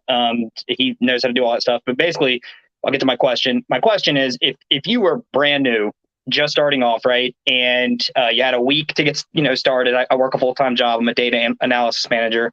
But if you have like a week to get started, is there anywhere like, because I've already helped him like with the delinquent taxes, importing into like Mojo. We've got delinquent taxes, code violations, but I was just watching your probate stuff. With all that data, right, is there anywhere where you would recommend someone that's newer, right, getting started? I'm not afraid of cold calling. I was a manager of a call center for 6 years and not afraid to cold call. So just curious your take on that for somebody brand new getting started, where you would recommend to go. I know it's kind of a loaded question, but I thought I'd ask. Oh, you're going to be the easiest guy to talk to because you understand data, right? Yeah, absolutely. You're smart. You call it data, not data. Does that ever bother you? More than you know. More than you know. All right. So Hampton Roads, you already hit the lottery, bro. The reason why that market works really well is because it has two huge things. First of all, I got the Virginia Beach, good economy there. Then Yep. you got this massive military base, right? And so like you got a really good economy going there. Yep. And there's cheap real estate, a lot of people, a lot of money exchanging hands. I love that area, right? So some cheap areas around that too. So first of all, welcome. And so remember, most of everything is in freewholesaling.com, but you don't Yeah. have to learn everything instantly. Yep. So we'll use this as an initial call to help you through. Most of the time, you got to pay $5,000 to get this, but I'm going to help you out. So Agreed. first thing you got to understand is there's thousands of people that have just probably started just like you right now, and they're going to want to know what to do. So this is going to be a perfect talk for you because you're going to help thousands of people by just doing this. So shout out to you. Thanks, man. So first of all, you got to understand you are invited on here anytime you want to talk to me. Awesome. Now, I will be on your butt. I'll probably tell you stuff to do and say, get back to me after you do this. Yep. And so I will be not aggressive with it, but making sure you do what works. Now, that being said, I'm assuming you understand the wholesaling process roughly. Yeah, absolutely. Okay. So you have a full-time job. I'm guessing 40 hours a week. Yeah, I wish. No, much more than that. Probably 60 to 70, but that is going to change. I'm rearranging my priorities. So looking at this, when I'm looking at data, I look at everything, right? And so there's, unfortunately for you, there's just so much information, right? There's a million lists, there's a million ways to get a deal. Like there's the amount of ways to get a deal is insane. Unfortunately for you, money's not your issue. It's more of time than anything, correct? Yes, absolutely. So what I have to look at when I'm looking at the data, and I've had hundreds of thousands of wholesalers getting the first deal of data, right? Actually, tens of thousands of people getting the first deal of data. I know what works and what doesn't, and for a lot of people. So what I've honestly seen is let's do the marketing strategies that give you the best bang for your buck, where when you spend an hour doing this, it gives you the best chance of getting a deal. Okay. Not something where it's the biggest list, because you don't have 40 hours to market, right? Right. And honestly, what I've always found, especially in your area, because the snow's not insane, it's not rough, the weather's not like treacherous, like crazy northeast stuff. Reverse drawing for dollars and probates are going to be your best thing. Okay. And specifically, reverse drawing for dollars ugly houses, with drawing for dollars, and then reverse drawing for dollars government lists. Because what you got to understand is, what is the best marketing strategy for your time? It's direct mail. And direct mail is you sending postcards out 30, 40. It can get expensive. Like, dude, I'm tens of thousands of dollars a month in my direct mail, but I get leads coming to me. And it's amazing because I don't have to spend hours cold calling, skip tracing, all this stuff. I just send mail out, they come to me. Now, you probably don't want to spend $5,000 a month in direct mail, right? Starting out. Probably not the best thing to do, right? Right. Yeah. So that's out of the table. But that would be nice, right? You get, let's say you get 4 calls a day and they all want to sell their house and they all go on an appointment and it's not that big of a deal. What's the second best option that's not going to cost us $5,000? It might cost us $200. Reverse drawing for dollars. And you're going to get very comfortable with sticky notes. So sticky notes is going to be your best bet. So you're going to, first of all, drive around your neighborhoods and drive around areas that cash buyers like. And at freewholesaling.com, I'll show you how to do that. And you're just going to look for ugly houses, right? Within a good range, not high crime areas, but decent houses where cash buyers are looking to buy. They usually have a couple zip codes that are really good for house flipping and rentals. Find an ugly house. You're going to write, hey, this is Brandon on the sticky note. Hey, this is Brandon. A quick question about your property. Please give me a call back because you're a data guy. You know this. Once you put you pique someone's interest, you probably have a 40% chance someone's going to call you back. Right. On that postcard. And if someone slapped on your house, you'd be like, who called me? Let me call them. Right. Yeah. And so if I have 500 drawing for dollars leads, if you get 40% of them to call you back, that is roughly, you're getting a hold of 200 people with ugly houses. That's pretty good. Yeah. Now, you're the data guy. So roughly it takes about 500 drawing for dollars leads to call them to get one deal. Okay. 500 to get one deal statistically. So to call 500, I skip trace them. I call them. I'm most likely only going to reach a quarter of them. So 500 for a quarter, that's 125. That's 125 conversations usually lead to one deal. Now, what's 40? If I get 40% of the conversations off of 500, that's 200, right? Right. So I just increased my conversations by 60%. So that's pretty dang good. Yeah. And It's that's much, and so much that more efficient. so that means 500 in a month, right? That's all you're really going to need. Maybe let's call it 600 in a month. Okay. 600 in a month is going to be, let's say, you can drive for dollars. Let's say 1, 2, 3, 4, 8 days. All right, Saturday, Sunday. You get 75 on those days, which honestly going to be maybe a couple hours. So that's going to be about 3 hours a week of marketing. And you're going to spend the other 2 hours a week, appointments, cash buyers, things. So about 5-10 hours a week of work, which I think you can manage. Yes. And that's going to be the best chance of your success. Okay. And so looking at everything with the time you have, the constraint, you're smart, so you're smart, dude. Like your time's not best spent cold calling 5 hours a day, right? Like it seems like sales, how to talk to sellers, right? Yeah. So your time's best spent people calling you and you talking to them and qualifying. You're better spent on an appointment talking to somebody than just calling random people. So that's probably be my best thing that's going to keep your sanity. Gotcha. We also, just to kind of throw this out there, so the friend that I'm going to be JVing with, he's been wholesaling for quite a while. He has a VA already, and he's already got leads coming in the pipeline. And one of the things he wanted me to do, I've been a top salesperson everywhere I've gone, right? So I know how to close deals. That was the other portion of it that I'm going to be doing. So that's one of the things we're going to be keeping in the pipeline as well. So I'm excited to watch your stuff, man. Just kudos to you too, man. You could obviously be making a lot of money doing what you're doing, just doing this portion of it. But you're giving it away for free, man. And you're serving people, man. And I greatly appreciate it. It's really, it's awesome that you're doing that. And I promise you this, when I become successful in this, I promise to pay it forward, man, and do the same. So thanks for everything you're doing, buddy. Dude, do you know how many people with a full-time job we've been able to transition to wholesaling? It's awesome. A lot. And that's kind of why I do it, right? And so you'll probably connect with Rick's story a little better than mine. He was a manager working 60, 70 hours a week, wholesaling on the side until he was able to get enough money and jump ship. And he had a family, all this crazy stuff. So he's got a really cool story. I think you can really connect with it. Yeah. So yeah, you do what you got to do, man. But the VA would be good. If he knows what's working, kind of do what he's doing too, but I would add reverse drawing for dollars on top of that because most people aren't doing that, and it works really well. Yeah, what I said to him too, because he was like, "Hey, look, we've already got all this stuff." But what I said to him is like, "Look, man, everything I've ever done, the way you become most successful at it is you got to get in the trenches and you got to do it yourself first. You got to learn it to be able to teach somebody, right?" So that was part of it. That's why I have a week off. I took a week off literally to just dedicate my entire week to this. So I'm excited to do that. I wrote down everything you said.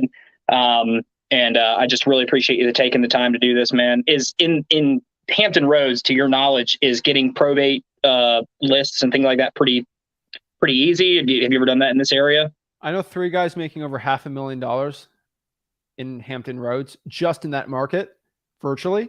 Yeah. And they like the probates, and they're going to get really upset that I told you that. It's all good, man. We share the love, man. There's a lot of guys making a lot of money there. That's why I talk about it. That Richmond, Virginia Beach is decent. Yeah, it's a great market, dude. Yeah, I was born and raised here, man. So I know the market the area very well. So, hey, man, I don't want to hog all the time. I want other people to be able to get some questions. But Zach, I appreciate you, man. I'm going to follow you, and you'll remember my name, and you'll see it up there. I'm going to start crushing it, man. So I appreciate your help. All right, get it going, man. Take it easy, buddy. Boom, guys. That's how it started out. If I had a full-time job, I still think it's hands down the best one because it's literally direct mail and drawing for dollars at the same time. It's the best. Shallon. Hey, can you hear me? Loud and clear. Is it Shallon or Shallon? It's Shalon. Shalon. All right. Yeah. Thank you. Okay. I have a question. So I got close to a deal, but it went south. But my nerves kind of got to me when we were talking about the title and closing and things like that. When you're going to a closing, can you do it to where everyone goes separately, or do I have to be there? You can do it separately. So the seller can go separately, the buyer? I like the buyer actually signing before everyone else. Right. Okay. But it can be done separately. Like, how would you orchestrate that? Like, Yeah, so I'll give you an example. We had a closing last week. Seller came in at 11 a.m. Buyer came in at 9, and I came in at 10 just to sign it. Okay, so Sign for my money. everybody's appointment's like a different time. Yeah, and I didn't really even have to go there, but I just wanted to pick up a check. Okay, and then I had another question. When you're talking to the seller, is it? I'm not sure. I heard you can, and then maybe you shouldn't.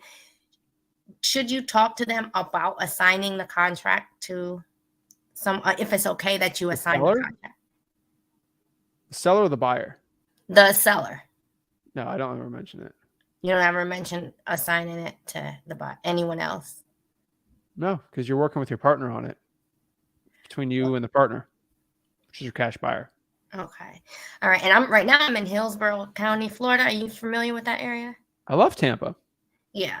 I am having a little bit of a hard time here. I think I'm gonna I was doing I was doing Zillow for sale by owner, and I'm not even sure if that's a good if those are actually good leads or not. They're good leads, but it's too saturated. There's too many people calling them. Too many. Okay. Yes, I think I'm gonna go back to driving for dollars because I'm here part time in the winter, and then I'm in Georgia. Where in Georgia? Atlanta, Cobb County. I was watching you try to pull the Cobb County leads, and everyone from Atlanta drives me crazy. You're not from Atlanta. You're from this city, like 45 minutes from Atlanta. It's completely different. But no, yes and no. Atlanta it's its own thing, but like there's everyone within 2 hours from Atlanta says they're from Atlanta, and like it's a different real estate market, you know. No, but I'm not far from Midtown. I'm right there. It takes me like 15 minutes to get downtown. I had a guy from Auburn, Georgia, tell me he's from Atlanta. I'm like that. No, that's not. You got 12,000 people living in your city. Stop it. No, I know you're close enough, right? Like you're close enough, but I'm just joking. Cobb County is way better, hands down. Yeah, it's not even a thought in my mind. Yeah. So what, Cobb County for wholesaling? Oh yeah. Okay. And here's another thing that kind of got me a little shook. The prices, the people who are selling or the motivated sellers, when they are motivated, their prices, the numbers kind of scare me. The prices are so high. They want like $350 for something that needs at least 100,000, repairs. I mean, honestly, maybe it's worth 300. And if they want the most for the house, they should just go list it with a realtor. Right. Now, if you want to actually find good deals, you're gonna have to find a list of people that actually want to sell their house. Yeah. So kind of why I made the video today. Probates and pre-foreclosures, they need to sell it. They can't dilly-dally all day and just get whatever they want. I mean, probate's kind of, but like you're gonna have to go, if you want motivated sellers, go after a motivated list. Okay. And if you want to get if you don't like saturation, deal with a list that you can't buy for dollars. So are you in Tampa Metro or in like Pinellas, like where? I'm new to Tampa. We got here and we ended up in Sun City Center. Like, okay, really, it's come to find out it's like retirement area. Yeah, okay. Not far from Brandon, Riverview. So that's a little better. Like you're out east. Okay. Yeah, so I'm not too sure about these streets and driving for dollars, but I know of the Atlanta metro area very, very well. All right, you're south. Yeah. So you're kind of by a decent. I think Brandon's probably be a better area for you. That's probably where you should be looking for wholesaling. In Brandon. That's probably your best one, yeah. Okay. Even Plant City. Yeah, that's probably what I do. Okay. And are there any? I'm not sure about the rules out here because I did see a YouTube video of someone saying that you can't wholesale in Florida, but you can, but there's so many rules and so many different stipulations on it. I would be in jail 6 years ago for it. All right. Rick would be in jail 20 years ago. Like, let's be honest. I have a lawyer at every closing I do. And these are hundreds of closings every year for me and my company. Lawyers are writing it all for me. They're doing the deeds. They're doing the closings. They own the title company. It's all legal. Whoever said that needs to just quit. All right. Like, yeah, well, she was a realtor, and she was like, she's a realtor. yeah. They're just trying to stop you from wholesaling. And if I've never had one lawyer tell me, no, it's not. You're fine. Mm-hmm. You're good. All right. I would have been arrested a long time ago for wholesaling. Okay. Okay. Well, I think my questions, but thanks a lot for getting to me. I appreciate it. And I'm going to go ahead and do those post-its and start doing the driving for dollars. Hopefully, I think I'll have more luck with that. Okay. Yeah. Go try to find good areas. I think that Brandon Valrico area is decent. That's kind of a little east, right? That area you're at, do that. That's fine. And then maybe Bradenton if you're around there too. Decent areas. But yeah, those are probably gonna be your best bet for success. Okay. Okay, great. All right. Well, thanks a lot. All right. Thank you. Have a great one. Bye. All right. Let's see. We got Alan really quick. Alan. Hi, Zach. Good afternoon. How you doing today? I'm good. How are you? I'm doing perfect. Thank you. I'm working right now and watching your videos. Really motivated.